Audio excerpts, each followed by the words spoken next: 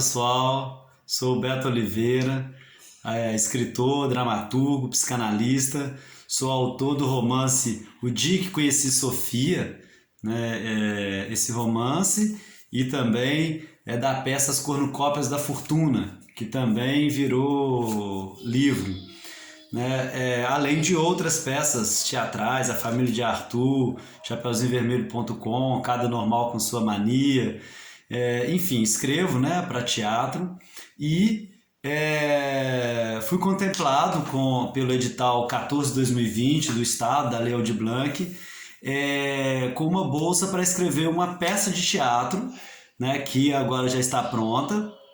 Eu escrevi essa peça e vou, através desse vídeo, dar um retorno, né? Contar um pouco do processo criativo dela, né? E também ir apresentando alguns trechos, algumas sinopses, né? O edital, a bolsa do edital é para você escrever a peça, né? Não contempla a montagem, né? Mas fica depois como sugestão também para grupos, né? Artistas que se interessarem tanto em ler quanto também fazer a montagem. É uma peça que já escrevi desde a proposta era essa, né? Fazer uma interlocução, né? Com o momento que estamos vivendo, um momento de pandemia, né? A ideia dessa peça começa a surgir no início desse ano e eu fui desenvolvendo, né, até hoje nessa direção, né, de algum tipo de história que pudesse conversar com o momento que nós estamos vivendo. Então o nome da peça ficou como Depois do Fim do Mundo, né, e ela conta a história, né, de um personagem, pode ser um homem ou uma mulher, isso não é decidido na peça, que descobre uma doença terminal.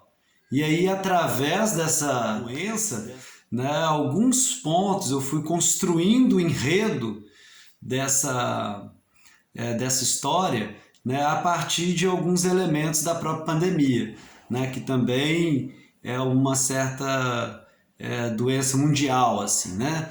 Então a peça articula, né, através desse personagem que tem uma doença terminal, né, com algumas vivências que nós também apresentamos diante das notícias, né, das vivências de estar dentro de uma pandemia.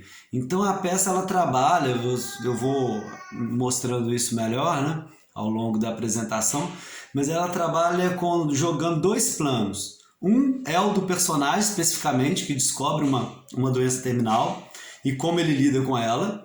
E outro é o ator que faz esse personagem. Então a ideia é um monólogo, né? Então que esse ator ou essa atriz que faça o personagem, ele mescle tanto o papel de personagem propriamente dito, quanto de um ator de teatro fazendo, né? Construindo esse personagem. Tá bom? E aí o desenrolar da peça, o que eu fui construindo, foi justamente como um certo fio condutor, pensar a vivência, né, a experiência desse personagem com a doença que ele descobre e, por outro lado, esse ator de teatro, né, com a vivência dele na pandemia, por exemplo, de não poder fazer teatro. Então, tem alguns atos que são intercalados por entreatos, o prólogo, aí é onde o ator aparece como ator propriamente dito, né, e não como personagem. Então a peça ela vai fazendo esse paralelo e para facilitar esse paralelo ela vai ter dois planos, né, que são os atos propriamente dito da peça e os entreatos, os intervalos, né? Nos atos a peça, né, que é um monólogo, vai apresentar uma pessoa, um homem, uma mulher, lidando com a doença terminal. E nos entreatos, né, no prólogo, nos entreatos, né, o ator sai da personagem, né, e encena um ator ou uma atriz de teatro vivendo os dilemas do momento que a gente está vivendo, para esses profissionais, né? Com os teatros fechados, etc. Né? Então esse vai ser o enredo da peça. Né? E aí, como também um fio condutor, né, para eu me organizar melhor, eu fui escrevendo cada ato, né, narrando a experiência dessa personagem diante, né, da doença terminal, né, a partir dos estudos da psiquiatra suíça Elisabeth Kubler-Ross, né, que faz um estudo sobre os estágios da doença, né, dos estágios psíquicos pelo qual o sujeito com a doença terminal costumeiramente passa.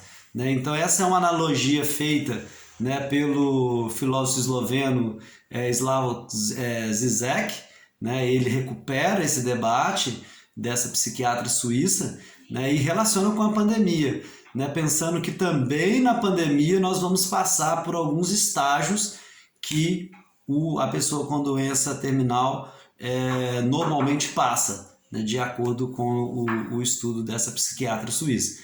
Né, que é negação, então tem um momento de negação, um momento de depressão, um momento de aceitação, tem alguns momentos, né, que o Zizek nos sugere pensar na pandemia a partir da doença terminal. Então esse foi o mote para eu construir esse monólogo.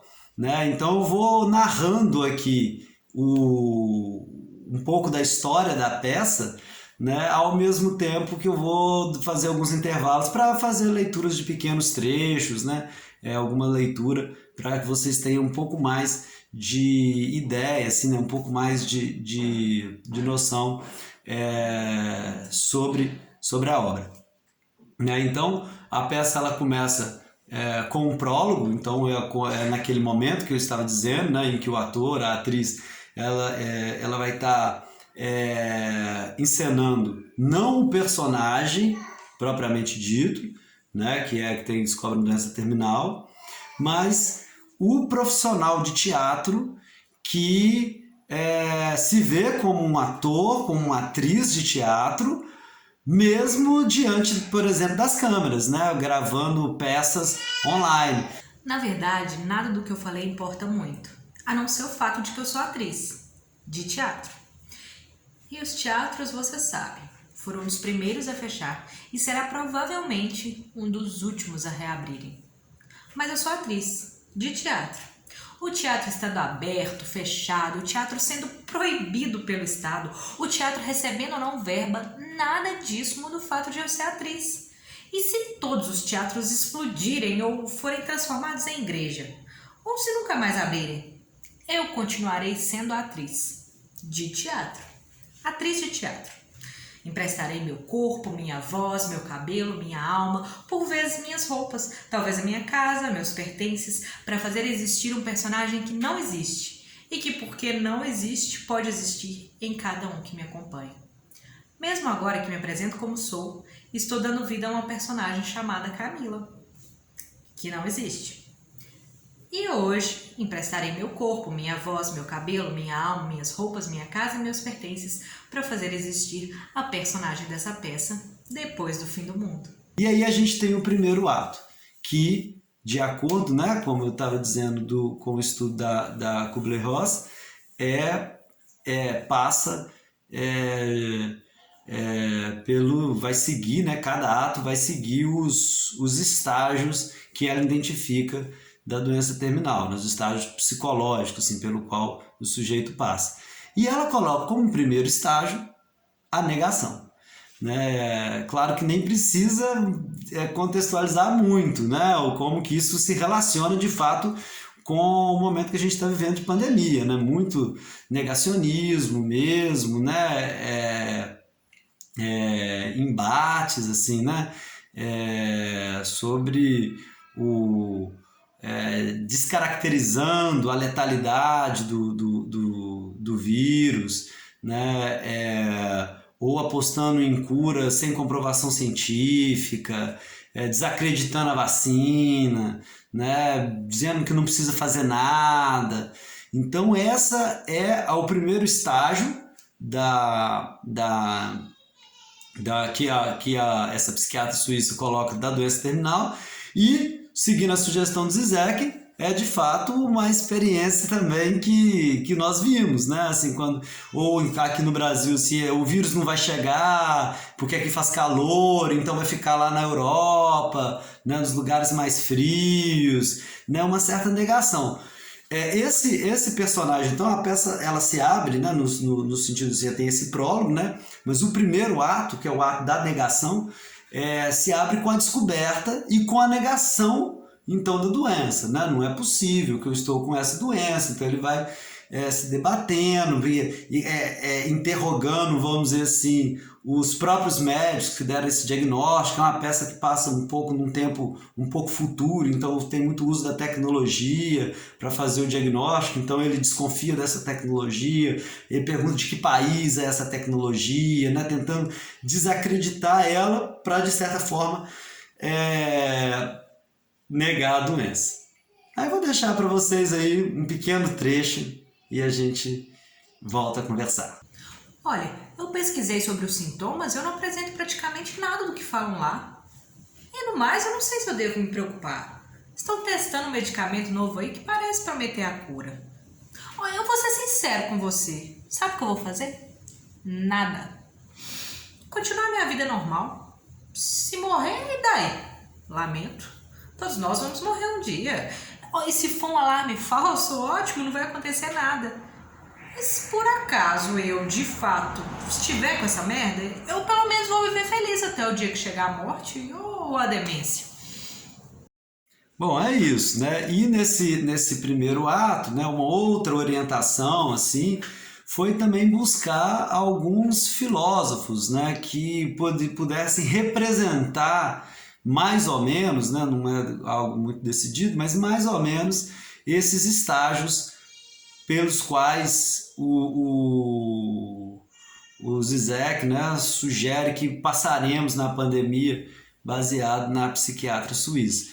Então, nesse primeiro ato, né, alguma coisa que me orientou foi os textos, né, de uma maneira até surpreendente, assim, do Agamben, né, um filósofo italiano, George Agamben, que escreve textos muito críticos às conduções que os países estão tomando na pandemia, sendo muito, vamos dizer assim, de um lado fiel à sua ideia, à sua filosofia, mas de outro lado parecendo exatamente negar as evidências, né, científicas, né? O Agamben ele é muito crítico, porque a própria teoria dele ela propõe os perigos, né, de na contemporaneidade, no nosso tempo, o estado de exceção ser um paradigma normal de governo. E com o vírus, né, colocar-se o governo nesse estado de exceção, né, se servir dessa narrativa do vírus, essa que é a ideia dele, né, poderia potencializar o controle das pessoas, de certa maneira. Né, ele tem razão, mas parece negar que de fato existe uma motivação, né, um risco coletivo, sanitário ali. Então algumas coisas da filosofia do Agamben também orientaram, mas a peça não tem esse teor, né, de debater a filosofia de cada autor, de problematizar isso assim especificamente, né, é uma peça de teatro, não é um debate filosófico. Então, a peça o primeiro ato é esse. É um personagem descobrindo a doença terminal e nesse primeiro estágio de negação, com algumas falas, alguns posicionamentos inspirados, vamos dizer assim, tanto como a sociedade reagiu à pandemia, como também, né, em algumas posições desse filósofo italiano chamado George Agamben. Então, né, findando, né, o primeiro ato, aí a gente tem um entreato curto em que a atriz, o ator, né, sai da personagem, né, e entra na personagem, vamos dizer assim, atriz-ator. Né, e começa a falar da dificuldade rapidamente, alguns comentários, toma uma água e tal. e fala rapidamente para a plateia, né? É uma peça que pode ser feita tanto no teatro mesmo, né? Eu tentei pensar assim, mas também pensando ela em salas de Zoom, em sala do Zoom, Google Meet, dessas plataformas, né? De reunião remotas. Né? Então, porque os teatros estão fechados. Então, a personagem fala então dessa angústia. Ai, gente, olha, eu não sei muito bem para onde eu olho. Se eu olho para a câmera, parece que eu tô falando sozinha. Se eu olho para vocês, vai passar a impressão de que eu não olho ninguém nos olhos. Se eu olho para minha imagem no cantinho, parece que eu sou narcisista. Olha, eu me sinto mal com tudo isso. Mas deixa eu ver quem que tá aqui. O segundo ato é o segundo estágio da doença, né, de acordo, de novo, né, com a Kubler-Ross, que é o estado de raiva. Né, então, aquele estágio primeiro de negação passa a um estágio de hostilidade, de tentar encontrar culpados, né? Então, por que comigo? Isso aconteceu logo comigo, né? E como na peça o personagem descobre uma doença degenerativa, né? A causa é, né, hereditária, difusa, assim, não é muito precisa, né? Então ele tenta culpar alguém, né? Até algum antepassado, e ele fica muito nervoso com isso, quebra um copo, né? Diante das câmeras, como se estivesse numa reunião também dessas plataformas, né? De controle de reunião remotas, né? E conversando com alguém. É uma outra característica da peça também. De vez em quando ele vai interagir com algumas vozes, né, de telefonemas, a mãe mandou um áudio, uma mensagem, mas não deixa de ser um monólogo, né? Essas interações seriam pontuais e voz em off, né? Não seria não contaria com uma atuação. Então é um momento de raiva, né? De revolta, né? Que tanto as pessoas com doença terminal, né, tendem a passar por esse estágio, e fazendo um paralelo, seguindo a sugestão de Zizek, né, fazendo um paralelo, é também um momento que nós passamos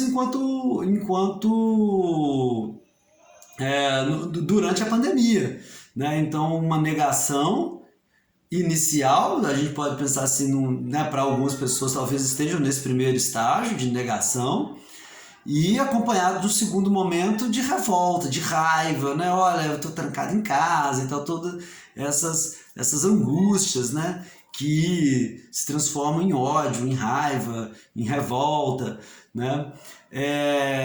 E nesse momento é um momento vamos dizer assim, em que ele perde a cabeça, assim, né? O personagem, aí voltando para o personagem, para a doença, né? Então ele perde a cabeça, fica revoltado. Às vezes a gente se pergunta, por que aconteceu comigo? Mas por que aconteceria com você? Por que não comigo? Aleatoriedades da vida. É genético, dizem. Então não foi a porra dos cigarros que eu fumei na adolescência, as cervejas baratas que eu tomava, o glúten, o colesterol, os agrotóxicos que envenenam a minha comida, o pó que eu cheirei, meu sedentarismo. Nada disso, porra nenhuma. Estava no meu DNA. Era o meu destino trágico. É a história de toda a tragédia grega. Quanto mais se foge do oráculo, mais se aproxima dele. Eu devia ter enfiado a cara, então, nas drogas? Mas assim, eu enfiei durante um período. Eu podia ter trepado sem camisinha. Sem cuidado, sem cautela, me entregava a um gozo mortífero. Nada disso me mataria. Meu destino era morrer dessa desgraça que já estava escrita no meu sangue antes de eu nascer. É o caos. Esse ato, né, da raiva eu tentei fazer algo bem, vamos dizer assim, mais no campo irracional mesmo, né? Então não teve nenhuma orientação, vamos dizer assim, filosófica. Vocês vão ver, né? No primeiro ato teve o Agamben, em outros atos eu busquei alguma leitura assim que pudesse dialogar com a peça. Mas esse ato é como se fosse a antifilosofia, assim, o antipensamento, né? Não é nenhuma reflexão, é a pura revolta. E aí assim termina, então, né, o segundo ato e mais uma vez abre-se para um entreato. Então a pessoa que está fazendo a cena, né, sai desse personagem, que é essa pessoa com doença terminal, e volta para as angústias, vamos dizer assim, de ser uma atriz, um ator de teatro fazendo peça online. Lembram que eu disse que eu emprestava minha voz, meu corpo, tal? Então,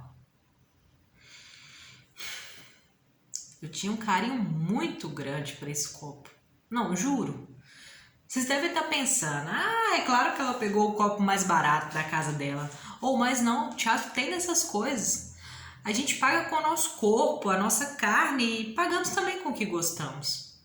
Uma vez eu coloquei em cena uma vitrola que tinha sido do meu avô. Um colega de cena derrubou água nela. Esse copo também tem uma história. Foi um presente. No entanto, está quebrado. Ele continua sendo um copo? Não, são apenas cacos. Mas por que a gente continua chamando ele de copo? De copo quebrado? Sim, ele continua sendo um copo. É isso. Ele continua sendo um copo, sabe? Lembram que eu disse que eu continuaria sendo uma atriz de teatro mesmo se o teatro acabasse? Então, eu não disse que eu estaria inteira. Eu posso ser uma atriz de teatro quebrado. Sem verba, sem patrocínio, sem lei de incentivo, sem borderô, sem bilheteria. Uma atriz sim, mas uma atriz quebrada. Uma atriz de teatro quebrado. Uma atriz quebrada. O teatro vai sobreviver inteiro ou quebrado. Gente, ninguém saiu da live não, né? O entreato então termina, né, com ele afirmando que o teatro vai sobreviver, vamos dizer assim. Vamos ver como que vai ser, né, a reabertura, né, dos espaços, né, do teatro, mas ele afirmando que o teatro sobrevive independente, né, de qualquer coisa, né, é alguém tentando ainda fazer teatro também mesmo diante das telas, né. E o terceiro, então acaba o entreato, né, ele volta para o personagem e aí entra no terceiro ato. O terceiro ato acompanha novamente, né, o terceiro estágio, né, emocional, psicológico da pessoa com doença terminal, que é o estágio da negociação, né? Então é um estágio em que a pessoa já começa a aceitar e pensar, fazer planos, né? Olha, ou se conformando com algumas coisas, não, pelo menos, né? Se eu conseguir pelo menos formar meu filho, se eu conseguir acabar tal projeto, né? Eu preciso lutar para viver, para terminar algumas coisas. Então ele já passou pelo estágio da negação, tá nesse estágio, né? Nesse momento já passou pelo momento de raiva, né? E está no momento de negociação. O que pode ser feito, né? Fazendo algum tipo de plano, né? Isso segundo a psiquiatra suíça. Na peça, o terceiro ato começa com uma ligação do chefe para ele e ele refletindo sobre as decisões que ele vai tomar, né? Ele recebe 2 telefonemas nesse ato. Um é do chefe, que não sabe ainda que ele está com uma doença terminal e que está cobrando resultado lá dele e tal. E outra é da mãe, que acaba de descobrir que ele está com essa doença e a mãe convence ele a abandonar o trabalho, diz, olha, peraí, vem para cá. Ela, como se fosse uma mãe que morasse no interior, né? a mãe, o pai, né? Ela fala, seu pai tá pedindo para você vir, não faz sentido você se matando de trabalhar e ao mesmo tempo com uma doença, sem contar isso para a empresa. E ele pensando, né, assim, olha, pelo menos esse projeto, eu vou terminar esse projeto, vou fazer dessa maneira. Então é um momento em que ele já está mais consciente da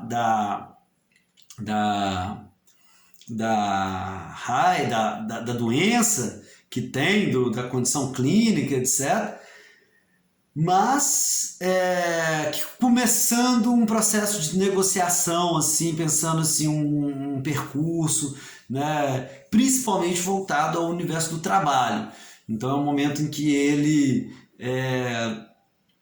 decide isso, assim, né? Fazer uma grande realização, um projeto da empresa, isso vai ter meu nome lá, né? Então aquilo passa a ter sentido para ele.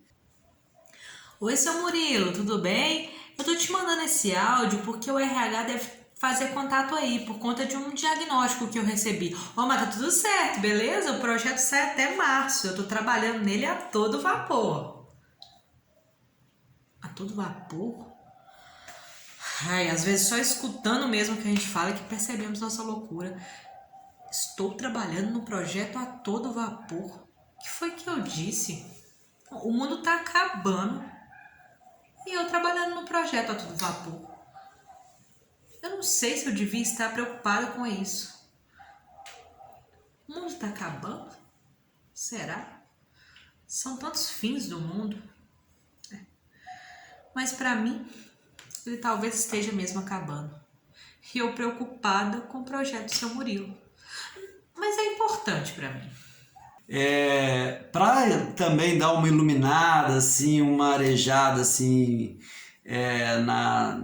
nas ideias, na concepção, eu também nesse ato eu busquei assim, alguma referência filosófica e acabei servindo um pouco da leitura de um filósofo sul-coreano, que é o Byung-Chul Han. Ele fala da autoexploração, né? Da sociedade do cansaço, né? De uma lógica em que a gente se coloca, não precisa ninguém nos obrigar, né? A fazer uma atividade, tem um sistema, né? Que alimenta o nosso ego, alguma coisa que nos coloca numa autoprodução. Eu preciso ter likes, preciso ter curtidas, preciso fazer uma coisa que seja assim, assado. Então a gente nem precisa muito da demanda do outro, né? O Byung-Chul Han chama isso de autoexploração, né? Do mundo contemporâneo. Ele estuda relações de trabalho, né? Em que coloca o sujeito interagindo mais ou menos assim com a máquina, né? Com os aplicativos, com os dados ali. Então não tem um patrão que cobra de uma maneira personificada, né? Mas tem um grande outro que está ali, né, demandando, exigindo que o sujeito trabalhe e se autoexplore, né? Então isso foi uma ideia interessante que eu achei, que também dialoga com esse ato, né? Porque diante das alternativas ele acaba, de uma maneira meio sintomática, o personagem acaba se dedicando muito ao trabalho, né? Uma maneira talvez também de esquecer a doença e tudo, né? Acho que fica da interpretação de cada um, mas ele se envolve no projeto, né? E se afasta desse pedido mais sentimental da mãe, né? De que ele deveria ser afetuoso ali, né? Cuidar dos seus afetos, cuidar da sua saúde mental, da sua paz interior. E ele, pelo contrário, né, a negociação dele, né, a solução, vamos dizer assim, de compromisso que ele faz com a doença é justamente assim, se colocar metas difíceis, né, que atenda, na verdade, por um lado atenda mais a empresa do que ele, mas que no contexto ele vê como uma autorrealização, como o que ele precisa fazer, e se agarra a isso de forma a, vamos dizer assim, afastar, recalcar, assim, né, a angústia dele diante da morte, diante da doença terminal, etc. E aí a gente, como vem sendo, né? Acaba o terceiro ato e vem o entreato. Então é um momento que novamente a atriz, o ator vai, vamos dizer assim, desvestir, né? Despir do personagem para entrar nesse outro personagem, assim, né? Que é o ator de teatro fazendo teatro nas telas. E esse entreato ele tem uma importância também nessa peça porque é justamente um momento em que nas suas angústias de ator ali, né, de ator da pandemia, de atriz da pandemia, há uma reflexão um pouco mais direta, embora rápida, sobre a teoria da Kubler-Ross. Né, de dizer assim, olha, tem uma psiquiatra suíça que diz isso, aí comparando um pouco com o momento também os estágios que a gente enfrenta na pandemia, né? Como eu disse, primeiro de negar a pandemia, o vírus, etc. Depois de raiva, de procurar culpado, né? De dizer, olha, isso foi inventado em laboratório pelos chineses, sei lá, essa coisa do ódio, assim, né? E depois o momento de negociação, o vírus está aí, então a gente precisa fazer alguma coisa com ele. Então, enquanto ator, enquanto atriz, o personagem também se debate sobre isso, assim, né? Do momento de negociação. Olha, então eu vou fazer teatro, resolvi fazer teatro, o teatro vai continuar, não vai, essas coisas todas que ele já vinha anunciando, mas é o entreato que ele nomeia, né? Em que ele nomeia a teoria que ele está... que é o fio condutor da peça. Né? Não necessariamente que isso precisa ficar claro para o espectador, né? Que a peça também segue esse roteiro. Né? Nesse momento é algo que ele fala mais para ele mesmo, não exatamente para a peça. Né? Mas é o momento que ele menciona, de maneira um pouco mais breve, a teoria que inspirou, né? Não sei se não fui tão, não que eu precisava ser fiel a ela, assim, mas que me inspirou o fio condutor da história. Pessoal, tem uma psiquiatra suíça que diz que quando recebemos a notícia de uma doença terminal, passamos por 5 estágios. Primeiro é a negação. Ai, meu Deus, isso não pode estar acontecendo, coisas desse tipo. Depois vem a raiva. Ai, porque eu? Quem é o culpado disso? Essas coisas. Então, é chegada a hora da negociação. Ah, se ao menos eu pudesse ver meus filhos formarem antes de morrer. O quarto estágio é da depressão. É quando o sujeito já sabe mesmo que vai morrer e foda-se. Não tem o que fazer. Nada vale a pena. Nada tem sentido, fudeu mesmo. Mas ainda tem o quinto estágio. O quinto estágio é o da aceitação, que é aceitar a morte e se preparar para ela. É difícil, mas é assim. Tem um filósofo que diz que teremos que passar por todos esses estágios agora na pandemia. Nós vamos negociar, mentir, relativizar, depois vamos xingar, vamos agredir, vamos perder a nossa humanidade. Não, às vezes eu penso que o Brasil vai ficar nessa fase para sempre. Xingando enfermeiro, agredindo fiscal que exige o uso de máscara e exercendo o esporte nacional de humilhar, espancar e discriminar. Mas com sorte o mundo e quem sabe o Brasil vai alcançar o último estágio, que é o de se preparar para o novo cenário que virá. Haverá teatro no cenário? Será a morte? Será a nossa morte? Será a morte do teatro? Eu não sei dizer se vai ter teatro. Eu não sei dizer se as pessoas vão se aglomerar numa sala, numa praça, numa rua, para ver os atores se mexendo, falando, gesticulando e devolvendo ao povo a sua própria imagem. Mas vai ter atriz, a atriz de teatro.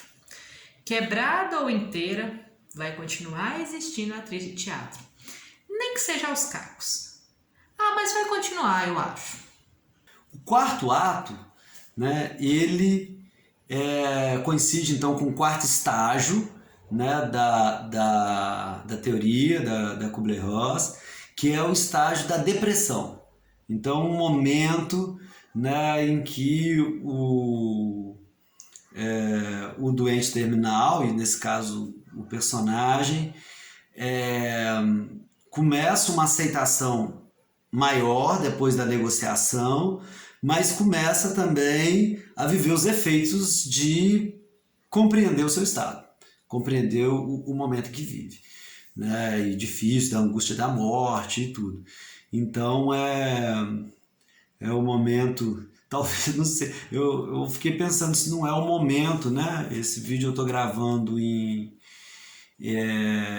maio de 2021, talvez seja um pouco o momento que a gente está vivendo, né? De muitas mortes, né? Um certo desânimo, assim, o que a gente vai fazer? Embora tenha alguma esperança com a vacina, mas é um momento assim, né? Que aí passa aqueles estágios, né? O estágio de negação, o estágio de raiva, o estágio de negociação, e entra no estágio de depressão, que tem a sua função também nesse luto, né? Embora seja um estado meio difícil, mas é um momento em que reconhece, não é só fazer projetos e esquecer, então eu vou fazer isso, nem pensar na morte, nem pensar na doença, é um momento de, olha, né, a coisa é séria. E aí o personagem vai se deparar com isso, é um momento também que ele desiste do trabalho, ele começa a perceber, né, que o trabalho, no caso dele específico, né, isso evidentemente que isso não vale para todos os doentes terminais, alguma coisa assim, porque é um personagem que tem é uma doença inventada, né? Não existe essa doença que eu coloquei ali, não me esperei numa doença específica, mas é uma doença em que ele continua ativo, né?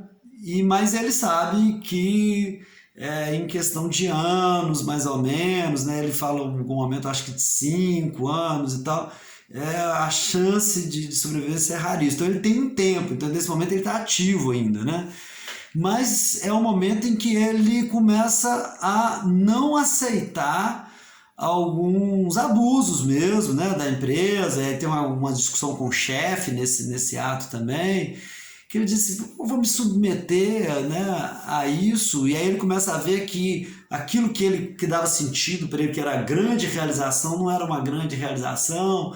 Então ele começa a entrar num estado mais enlutado, em que ele, se por um lado é mais doloroso e até o faz desligar do trabalho, é um momento também em que ele interroga um pouco mais os seus sentimentos, os seus afetos, né? Essa coisa da família. Você falou, acho que eu vou largar mesmo e vou lá né? Voltar para minha família,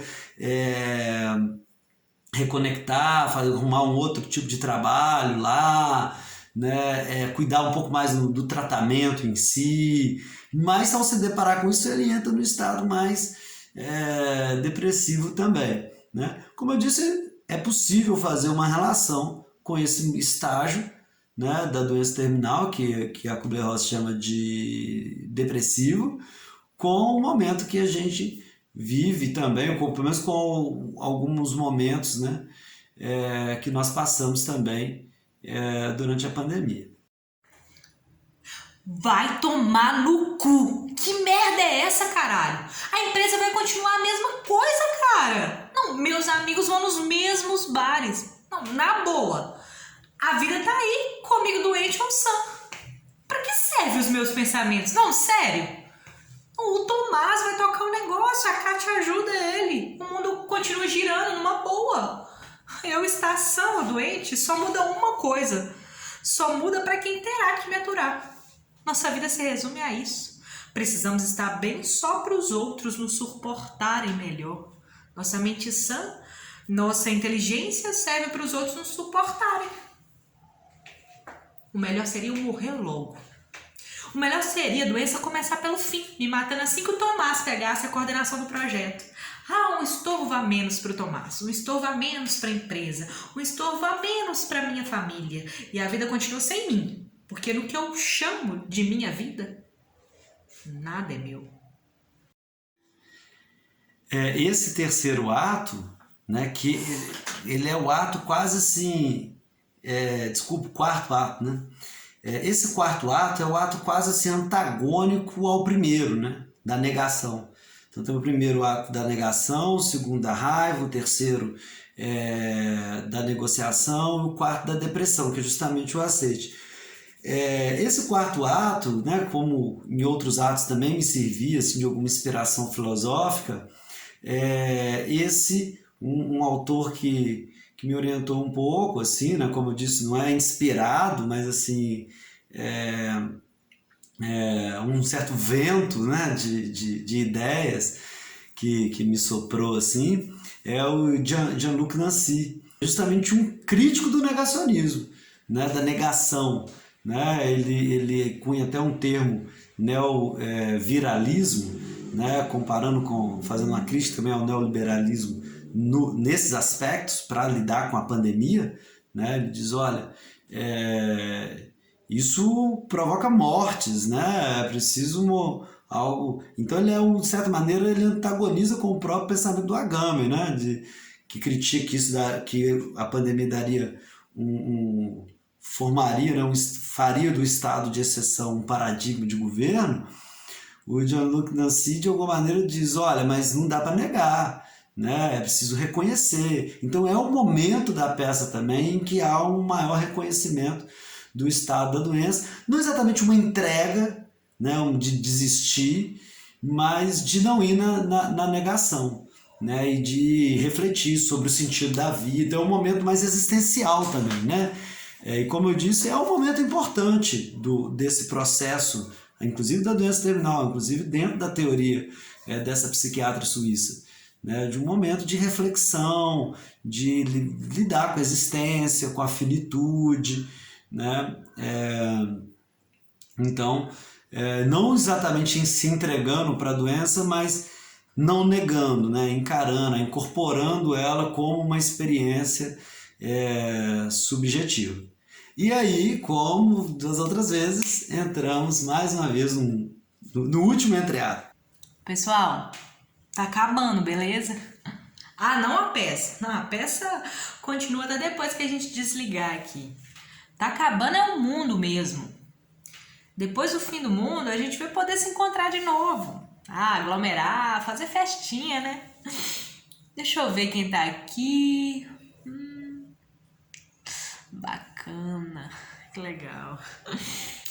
Vocês acham que depois do fim do mundo vai ter teatro? Ou na Alemanha estão reabrindo, arrancaram um monte de cadeira para as pessoas sentarem longe uma das outras, os atores assim de máscara face shield, essas coisas, sabe? Enfim, sejam bem-vindos ao teatro de Depois do Fim do Mundo. E nesse entreato, mais uma vez, representa o ator, a atriz de teatro, né? É um momento também um pouco mais existencial nesse sentido, de dizer assim, nossa, que saudade, né, gente, de encontrar, de abraçar, né? Tô vendo que tem muita gente aqui, né? Se for feito nessas plataformas de reunião remotas, né? Então ele vai conversar diretamente ali com a tela mesmo, né? Mas se for num palco, né, a ideia é que ele olhe para a plateia como se fosse uma tela, né, como se estivesse numa dessas reuniões. Né? Então isso pode ser montado também em palco, mas a ideia é essa, a interação é essa. Né? Então dizer assim, olha, fulano de tal tá aqui, que saudade, que vontade, né? Não escuto uma gargalhada, né? Como que é importante no teatro. Então é o momento de trazer assim, uma reflexão sobre o plano mais afetivo, né? Fazendo um luto, mas ao mesmo tempo, como eu disse, assim, investigando, interrogando essas questões mais existenciais, emotivas, sociais, né? Afetivas, né? Da experiência humana.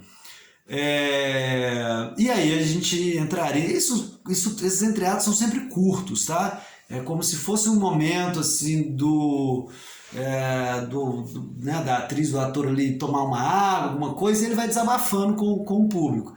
Né? Se for no palco, mexendo em algo do cenário, mudando alguma coisa e tal. E se for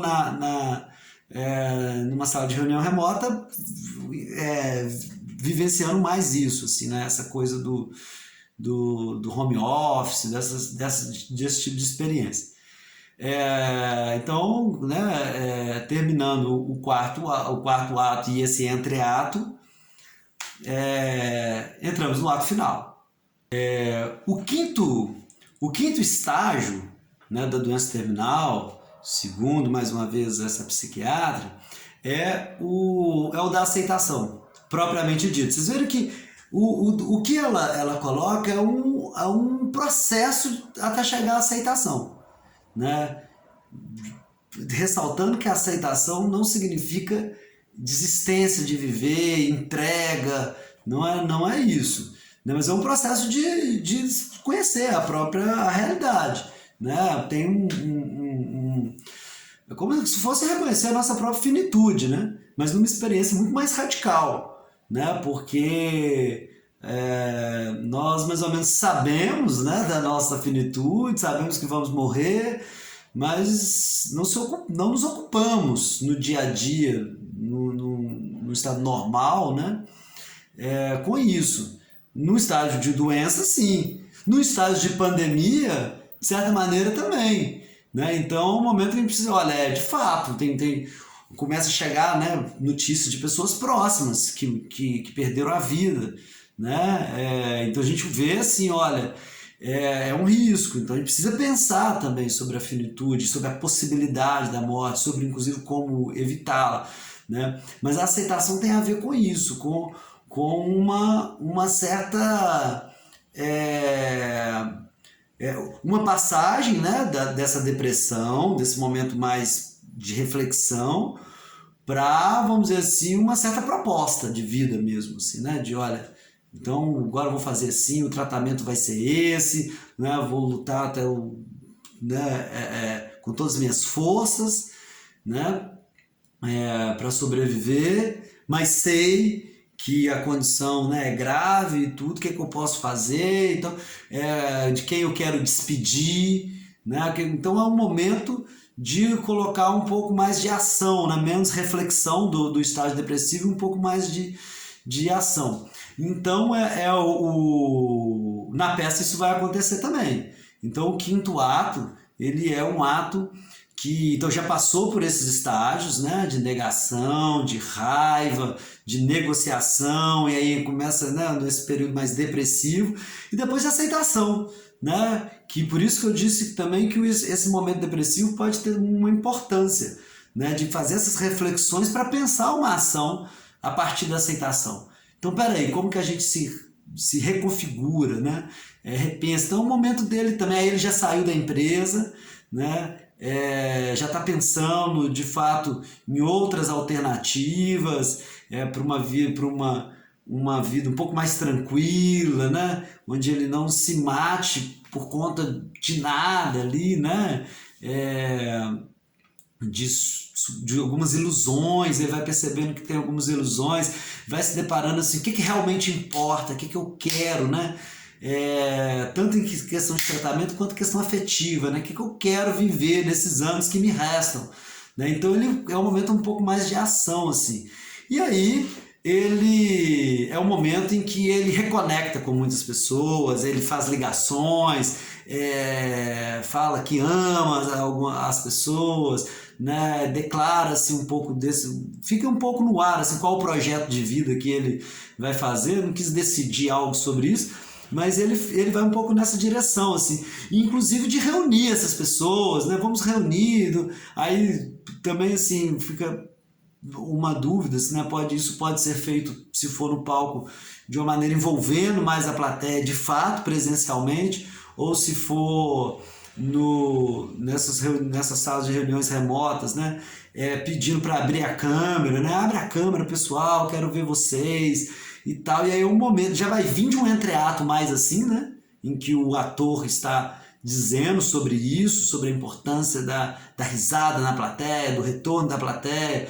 Então ele entra e reproduz isso na vida dele, né? Então ele trata a plateia como se fossem amigos que ele está fazendo contato, né? E um pouco quase como dizendo assim: eu sei que vocês estão preocupados, a notícia é ruim, mas já passei por um momento mais difícil, é isso mesmo, mas eu queria dizer que amo vocês. Entra um certo clima assim festivo também, mas sem deixar, né? Mas não negando a dor e a, a condição clínica dele, né? Mas já tendo passado pelo processo, né, de negação, raiva, negociação, depressão, né, que é o último processo mais profundo, ele entra num estado de um certo projeto, não dá para eu me entregar, né? E aí ele aceita, né, as suas condições a partir de ele reformula, né, inclusive o sentido da vida para ele. Esse quinto ato, ele faz um pouco a ligação assim, do início da peça, né, da proposta da peça, porque essa peça eu me veio na cabeça, como eu mencionei, que a partir dessa relação que o Zizek faz, né, entre a doença terminal e a pandemia, né, a peça nasce a partir dessa reflexão. Então eu penso um personagem que está com doença terminal, e esse último ato, que é esse ato da aceitação, ele também coincide, de certa maneira, com o prognóstico, né, com a previsão que o Zizek faz em relação à pandemia, né? Não sei até que ponto ele é muito otimista, né? Não sei nem se ele mantém a posição ainda, né, desse otimismo dele. Não sei se é um otimismo, né, uma certa esperança, não sei, de que esse processo de pandemia também cause algumas reconfigurações na forma de funcionamento da sociedade, não no sentido utópico. Ele não acha que vão sair melhores, pessoas melhores, né, individualmente, cada um de nós vai sair, né, ou que a pandemia veio para nos transformar. Não é essa a proposta do Zizek, claro que não, mas ele pensa que vai ter algumas reconfigurações sociais que vão, vamos dizer assim, nos obrigar a perceber alguns valores ou até algumas verdades que a gente não via. Por exemplo, de que somos uma sociedade, que vivemos de forma coletiva, né? Então, de que a sociedade não é uma abstração, né? Que a sociedade é algo que não dá para ir pensando, olha, cada um faz do seu jeito, né? Então a gente vai ter que pensar formas um pouco mais coletivas, não exatamente no sentido assim, talvez até humanitárias, mas não exatamente aí disso que ele fala, né? Porque isso poderia nos colocar um pouco nesse lugar, assim, de redenção, né? Do sofrimento, e nos tornaria pessoas melhores. Mas ele acha que a sociedade pode ser obrigada a se configurar de uma forma em que pensa mais coletivamente os problemas, né? Que não é cada um com seu problema. Afinal de contas, a pandemia, de fato, traz essa evidência, né? De que não existe isso não é problema meu. Se outra pessoa não está usando máscara, né, isso é algo que me diz respeito. Se eu não uso máscara, isso diz respeito ao outro, né? A máscara muitas vezes protege mais a outra pessoa do que a si mesmo, né? A questão do salário, das garantias, né? De sobrevivência, como é que as pessoas vão se alimentar, né? Questões econômicas. A solução não está no plano individual. Vai cada um se vira aí. Não, precisa pensar. Auxílio emergencial, como é que a gente vai apoiar as empresas, as pessoas, né? De cuidar da sobrevivência de forma coletiva. Então essa é uma certa aposta assim, do Zizek, que de certa maneira me fez, vamos dizer assim, concluir a peça de uma maneira, embora não, né, não tenha cura, não é um final feliz, no sentido de tem a cura, né, ou era uma mentira, era um sonho. É isso mesmo, ele está com a doença terminal, né, mas eu não terminei com a morte dele, né, mas com esse momento de aceitação, de mais pensar na reconfiguração, né, do seu modo de vida, no reposicionamento, do que terminar com o fim, embora o fim esteja implícito ali também na peça. Adentrem, pessoal! A festa do fim do mundo! Peguem bebida na cozinha. Na de vocês, hein? Kátia, você veio! Aí você precisa ver a sua cara na hora que eu mandei o pessoal da empresa tomar no cu. No meio da live, não. Agora você que aguente aí o Tomás, o Murilo e aquela merda toda, tá? Eu tô em outra. Eu fiz contato com meus pais. Ó, talvez eu volte pra lá, sabia? Talvez não. Eu pensei em trabalhar com outra coisa, sabe? Mas não é hora de falar de trabalho. Ó, o som chega bem aí até vocês? Eu vou aumentar um pouquinho, hein? Ó. Mais um pouquinho só. Não, ouçam. A cuca ficar odara. Deixa eu cantar, que é pro mundo ficar odara. Pra ficar tudo jóia rara. Qualquer coisa que se sonhara, canto e danço que dará. Deixa eu dançar, pro meu corpo ficar odara. Ficar odara, minha cara, minha cuca ficar odara. Deixa eu cantar, que é pro mundo